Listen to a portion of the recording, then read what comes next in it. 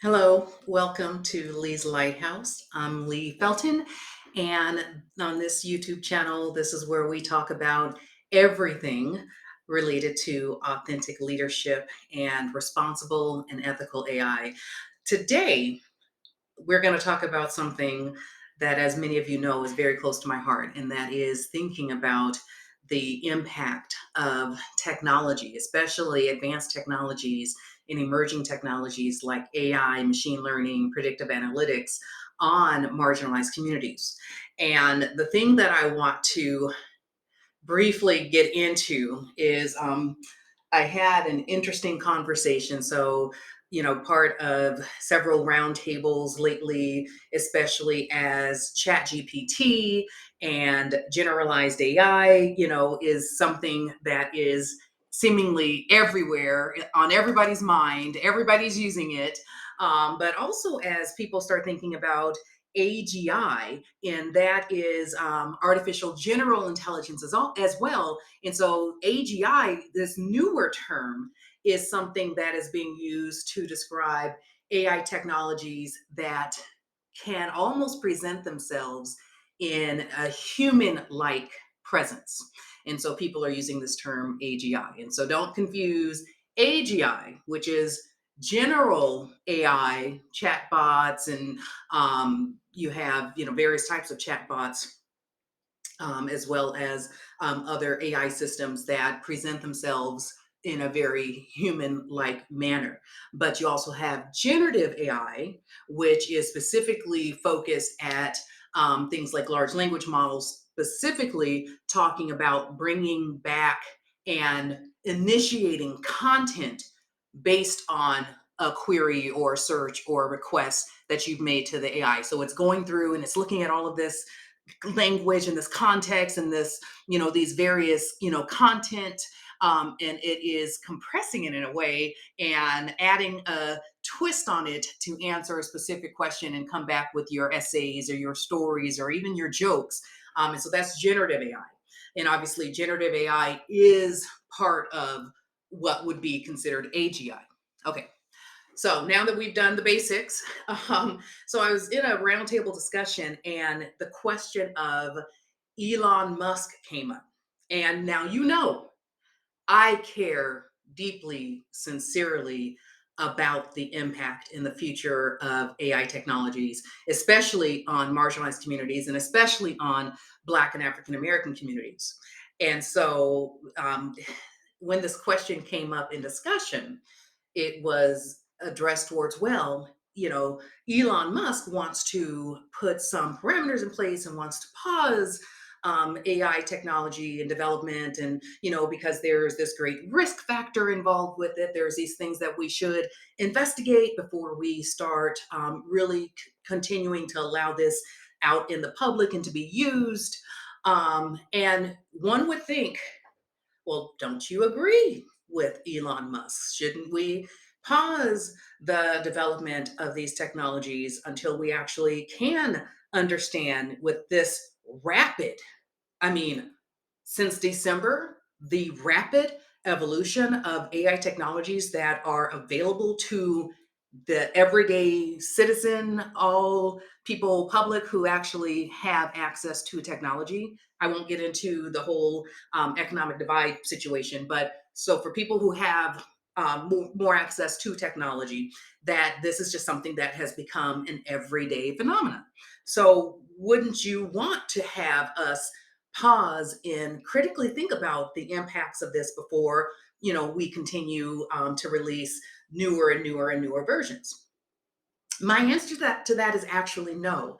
I don't think we should pause the responsible development of AI technologies. And when I say responsible development, that is that we are, understanding the limitations, that it is really aware that, what, this is something that you can use for fun or for foundational information, but it's not necessarily accurate. It's not necessary. I mean, it's just what it is. It's content that's coming back from the web, basically, and nobody trusts everything that they read and receive on the web. So you definitely shouldn't trust everything that you're getting from things like ChatGPT.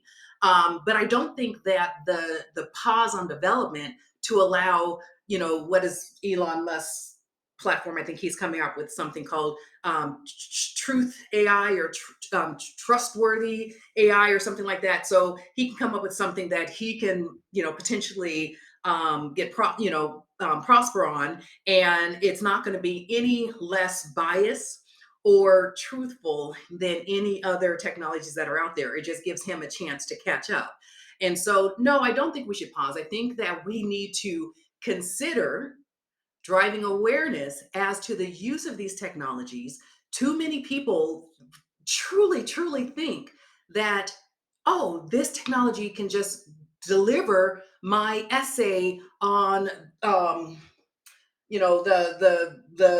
deforestation of trees, in certain countries, and where it can provide a baseline of grounding for that essay. Absolutely. And I'd say definitely, why not? If you have access to that technology, why not use it? It most definitely should not write your paper and be exactly what you turn in and submit, because it's not representing you. It's not representing your voice, your authenticity, and it's not necessarily accurate. And so, and you could be plagiarizing somebody else's work. So let's just be honest about all of that. But even beyond that, it is because the use of these technologies, we need to drive it home. We need to be very clear. The use of these technologies, A, is in a way, in a fun manner. So it is supposed to be used as a supplement, as a fun engine, not as your absolute truth. And when I talk about, going back to the Elon Musk, should we pause it?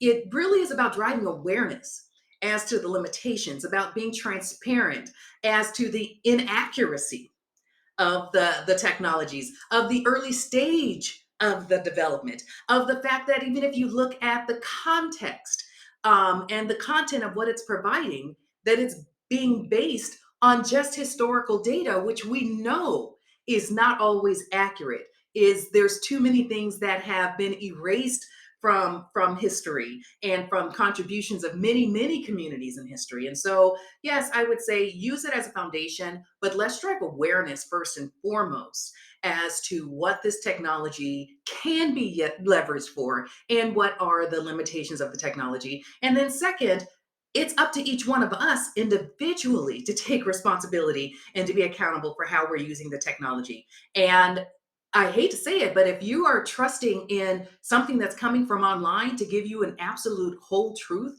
about what it is, your topic that you're trying to understand, without referencing multiple sources, without really also looking up experts in that area, then, there's nothing more I can really say about that. Just in closing, the White House, you might have seen President Biden has, I don't think the word is nominated, but has appointed Vice President Kamala Harris as the AI, the White House AI czar. And Elon Musk, of course, had something to say about that, saying, something like, I'd rather have somebody who can at least change their own router. Elon, do you change your own router? Do you do manual labor in your home? And so before we start talking about Vice President Harris and what she rolls up her sleeves to do, I would say, let's look in the mirror first, because as we all know, there has to be an executive sponsor. And I, for one, am very happy that you have someone in that position in the White House who has been appointed as the executive sponsor of AI, because that means it is getting the highest attention in the US government. And of course, Kamala does not have to be, excuse me, Miss Harris, Dr. Harris does not have to be an expert herself, because that's why we have advisors, we have strategists, we have consultants. Surround yourself with people who contribute to the areas that you need to exhibit. And so, with that, just want to say, just be aware of AI technologies, their limitations, be aware of how you can use them, how you can have fun with them, but also be aware that there's significant areas significant areas that are lacking with these technologies.